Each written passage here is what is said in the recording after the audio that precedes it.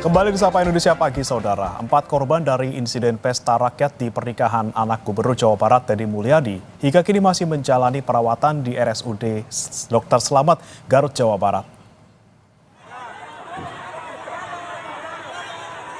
Salah satu keluarga korban, Atep Mulyadi, mengaku istrinya yang masih dirawat di RSUD Dr. Slamet kondisinya sudah berangsur membaik.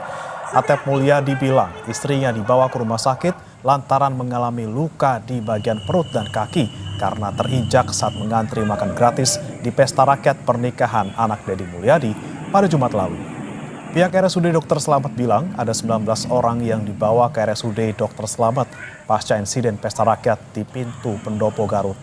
Dari 19 orang, 3 diantaranya tewas, sementara 4 orang masih dirawat dan sisanya sudah dipulangkan ke rumah masing-masing. Yang masih dirawat siapa ini, Pak? Istri saya, Pak. Istri? Ya. Alhamdulillah agak mendengar. Apa sih, Pak, yang dirasakan? Ya, kaki itu, perut. Gitu. Kenapa tuh? Ya, tiba-tiba orang gitu. Kalau untuk ke RSUD Dr. Slamet sendiri itu 19, total semua 19, termasuk yang meninggal 2. Yang meninggal memang dari dalam perjalanan masih meninggal itu 19.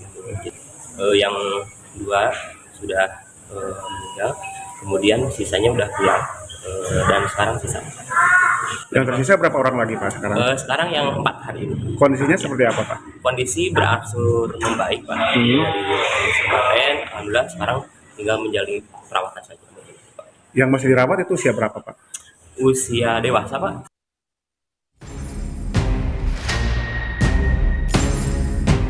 Tak ada yang menyangka jika hari bahagia pernikahan anak Gubernur Jawa Barat dan Wakil Bupati Garut akan berujung petaka.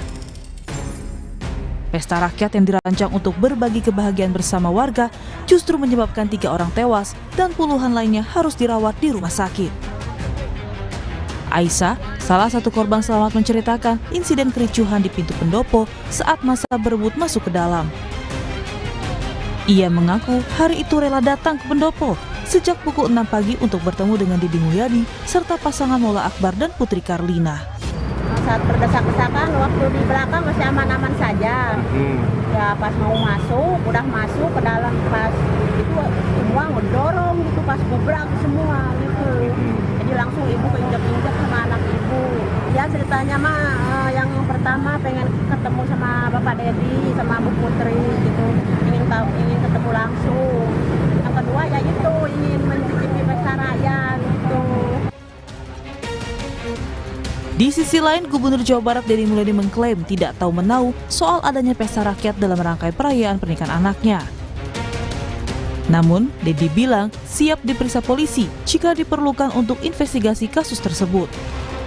Saya dengan lapang dada dan dengan tangan terbuka bahkan mendukung upaya investigatif atau upaya penyelidikan yang dilakukan oleh Polda Jabar, lakukan secara transparan agar publik mendapat penjelasan yang objektif. Semua orang kedudukannya sama di depan hukum. Mau anak saya, mau diri saya sendiri kan kalau dipanggil harus datang dan memberikan keterangan secara benar. Bagi saya nggak ada masalah.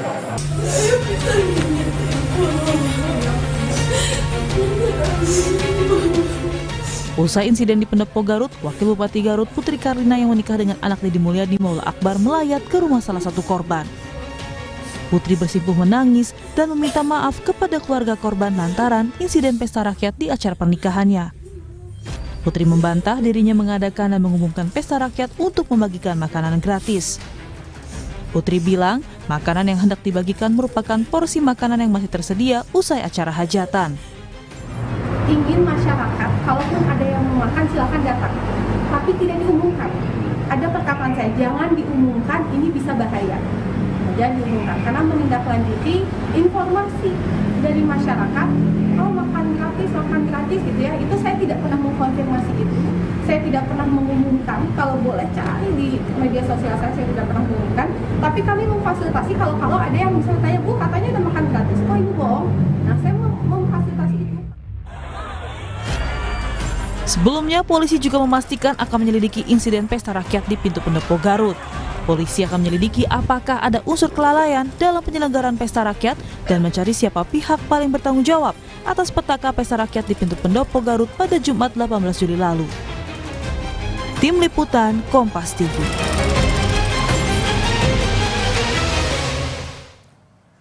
Tiga korban tewas saat pesta rakyat dalam rangkaian pernikahan putra Deddy Mulyadi di Garut, Jawa Barat. Dan sebagian korban luka kini masih dirawat di rumah sakit.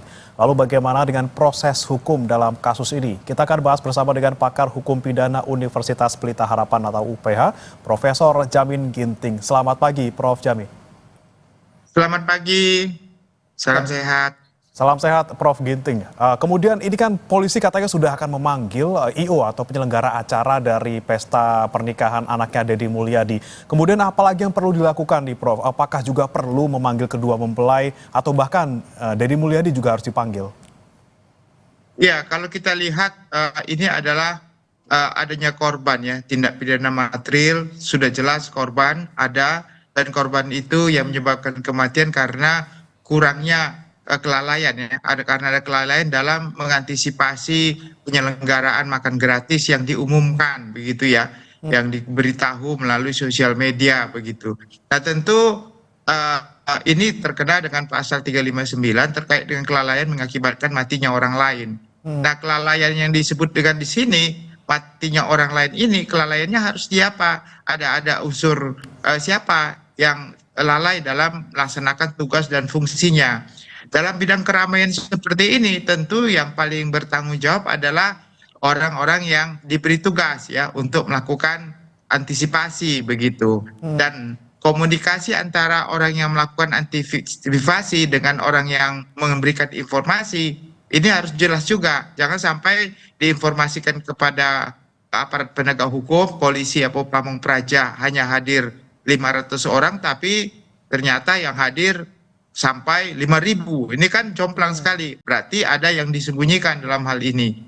Nah, bisa juga dua hal. Pertama terkait dengan informasi yang menyesatkan, yang mengakibatkan ini juga kelalaian daripada petugas tidak sanggup. Nah, ini bisa langsung dipanggil nanti penyelenggaranya dan juga orang yang memiliki hajatan tersebut.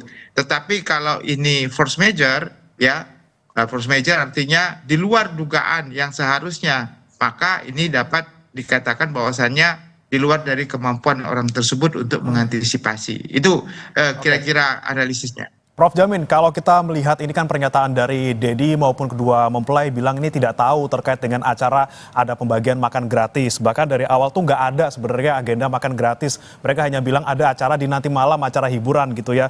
Terus tadi juga kita dengarkan bersama-sama dari mempelai wanitanya bilang bahwa jangan sampai diumumkan gitu ya. Karena ini kita hanya untuk menghabiskan makanan yang belum dibagikan seperti itu. Nah ketika kemudian ini agendanya tidak disengaja ataupun agenda spontan. Jadi kita bisa bilang apakah ini ketidaksengajaan terus mereka jadi tidak bersalah atau justru karena ini agenda dadakan kemudian tanpa antisipasi malah nanti bisa jadi jerat hukum, Prof? Ya tentu ini kalau orang menghimbau masyarakat untuk atau mengumumkan masyarakat untuk bisa hadir dalam suatu kegiatan yang diyakini orang tersebut bahwasanya kegiatan itu akan berdampak ya bagi terjadinya suatu huru-hara, terjadinya suatu malapetaka dengan adanya desakan dorongan, maka orang itu harus mengantisipasi. Nah, kalau dia sudah mengajak orang, lalu dia ternyata tidak ada antisipasi yang cukup, maka orang tersebut dapat juga dikatakan memiliki kelalaian, apalagi ajakan dan seruan itu dimasukkan dalam suatu media sosial ya.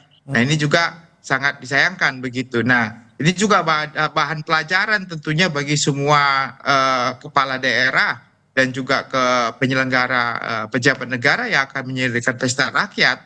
Jangan sembarangan untuk menghimbau orang untuk makan gratis tanpa ya, tanda petik tanpa memperhatikan sisi keamanan. Karena tidak bisa disalahkan juga para korban, karena korban taunya kalau sudah pejabat yang undang pasti sistem keamanan dan sarana dan prasarana sudah mumpuni dan mencukupi untuk menjamin keselamatan mereka begitu. Jadi ini saya kira harus diberikan juga pengarahan dan juga pertanggungjawaban terhadap penyelenggara dan juga pemilik hajatan supaya nanti kalau mereka dapat dibuktikan itu berupa himbauan dan ajakan tanpa menghiraukan keamanan, maka itu juga masuk pasal 55 artinya turut serta mengadakan suatu kegiatan yang mengakibatkan lalai dan kematian begitu. Oke, tadi ada dugaan gitu ya, kelalaian karena ada imbauan di media sosial untuk makan gratis ini. Itu masuk di dalam pasal 359 tidak, Prof? Dan kemudian apakah kita juga bisa berkaca pada kasus sebelumnya di Pasuruan tahun 2008, ada 21 orang meninggal dunia di sana, kemudian ketua panitianya jadi tersangka. Apakah kita bisa melihat kasusnya seperti yang ada di Pasuruan juga, Prof? Ya, terkait dengan di Pasuruan atau juga pertandingan sepak bola ya yang keren itu juga terjadi ya, kurang antisipasi dalam hal ini, dan ini lagi-lagi mungkin kita serahkan kepada penegak hukum. Saya kira penegak hukum, saya yakin ya dan percaya kalau ada cukup bukti untuk menunjukkan adanya himbauan untuk hadir tapi dia sendiri tidak memberikan antisipasi terkait dengan keamanan dan keselamatan para pengunjung, dan dia juga bisa bertanggung jawab ya. Artinya setiap orang yang mengajak orang untuk hadir dalam suatu pesta, lalu pesta tapi dia sendiri tidak memberikan suatu pengamanan yang cukup dan keselamatan yang cukup, maka orang itu juga dapat dimintakan pertanggungjawaban. Tadi Pak Kang Deddy juga mengatakan kalau dia siap bertanggung jawab, artinya tinggal penyidik saja nanti bisa membuktikan apakah ada unsur kesengajaan untuk menghadirkan orang tapi dengan kelalaian tanpa memberikan suatu jaminan keselamatan bagi para peserta yang hadir begitu. Oke, Prof, berarti ini kan semua pihak patut dipanggil oleh polisi untuk diperiksa ya, baik dari segi IO, kemudian KDM dan juga dua mempelai. Lalu kalau tadi Anda bilang bahwa kalau misalnya kita mau mengumpulkan orang atau imbauan ketika mengumpulkan orang dalam jumlah banyak, harus ada antisipasi. Nah, antisipasinya dalam bentuk apa saja, Prof? Misalnya tadi kan sudah ada 400 personil pengamanan, kemudian apa yang seharusnya dipersiapkan lagi oleh para penyelenggara acara, apalagi menyangkut banyaknya khalayak yang akan datang? Ya, tentu polisi juga mengantisipasi secara psikologis ya, secara psikologis terkait dengan latar belakang pendidikan orang yang hadir ya, terus bagaimana alur, bagaimana masuk dan keluar, dan bagaimana kesediaan para penegak hukum, artinya pengamanan ya. Ini kan mereka sudah punya SOP saya kira ya. Nah, saya khawatir hal ini kurang cukup ya untuk diantisipasi, terlibat terutama dari latar belakang orang yang hadir kan begitu, yang tentunya latar belakang pendidikan dan juga latar belakang desak-desakan kebutuhan mereka sangat sulit ya saya kira untuk bisa diantisipasi begitu. Jadi ini benar-benar suatu hal yang harusnya tidak terjadi kalau dari awal sudah dipersiapkan dengan matang begitu. Yang walaupun sebenarnya Kang Deddy dan teman-temannya mengumumkan, tapi kalau diantisipasi dengan cukup rapi dan cukup matang, saya kira nggak bisa terjadi seperti ini. Terlepas dari jumlah yang tidak bisa diantisipasi ya dengan membludaknya. Karena kalau orang anggaplah ya ada suatu pejabat mengundang orang makan tanpa membatasi, wah ini bahaya sekali kan, bisa semua orang hadir begitu ya. Baik, kita lihat sekarang faktanya, Prof, sudah ada 3 orang yang meninggal dunia, kemudian sejumlah lainnya luka-luka. Kalau kita lihat terkait dengan kasus ini, apakah nantinya kemungkinan ada tersangka? Tentu kalau penetapan tersangka itu didasarkan pasal 359 tadi, harus ada hubungan terkait dengan kelalaian langsung atau bersama-sama ya terkait dengan itu. Nah, kita lihat saja nanti apakah ini kelalaian murni karena adanya kekurangsiapan daripada petugas dalam mengantisipasi kegiatan ini, atau memang ada himbauan yang sebenarnya himbauan itu tanpa didampingi atau tanpa dipersiapkan dengan pengamanan yang cukup begitu.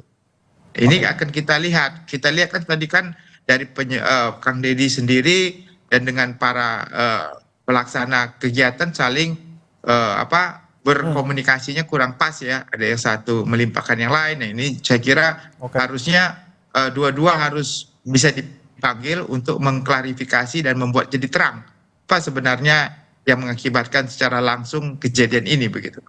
Oke, Prof, kalau kita lihat ini kan dari KDM sudah bilang bahwa dia akan memberikan santunan sebesar 150 juta rupiah, kemudian dari mempelai juga ngasih 100 juta rupiah, artinya total untuk masing-masing keluarga korban ini ada 250 juta rupiah. Anda melihat kalau misalnya mereka ini damai ataupun tidak menuntut karena adanya santunan yang sudah diberikan, apakah proses hukum tetap berjalan dan kira-kira jeratannya akan ke arah mana? Ke arah panitia penyelenggara ataukah yang punya hajatan, Prof? Ya, kalau kita melihat dari konsep RJ, ya, restoratif justice di hukum pidana, tentu kasus kematian seperti ini bukan merupakan suatu bagian yang bisa di RJ, ya, restoratif justice. Jadi karena ini terkait dengan nyawa dan ketertiban umum, begitu. Jadi kemungkinan kecil sekali. Kalau mengenai pengurangan terkait dengan hukuman mungkin bisa, ya, tapi terkait dengan RJ, terkait dengan kelalaian mengakibat kematian enggak. Beda dengan undang-undang lalu lintas. Kalau undang-undang lalu lintas memang ada ketentuan yang mengatur tentang penyelesaian dengan cara damai, begitu. Itu dua hal yang berbeda, ya, karena undang-undang lalu lintas. Tapi kalau pakai undang-undang KUH pidana terkait dengan kelalaian mengakibatkan kematian, tidak ada RJ ini. Ini harusnya dilakukan. Makanya harus ada yang bisa dijadikan, bukan harus ada, ya, bisa ditemukan adanya tersangka terkait yang mengakibatkan kematian ini. Jadi begitu. Oke, jadi tidak akan menutup ataupun menghentikan proses hukum ketika sudah ada santunan, kemudian tidak ada tuntutan dari keluarga, semuanya tetap berjalan dan akan ada tersangka nantinya. Tapi Prof, arahnya ini kemana sih, Prof? Kalau misalnya kita lihat, apakah memang tanggung jawab terbesar ada di pihak panitia, ataukah yang punya hajatan yang tadi juga sempat bilang bahwa ada umuman di media sosial, seperti itu?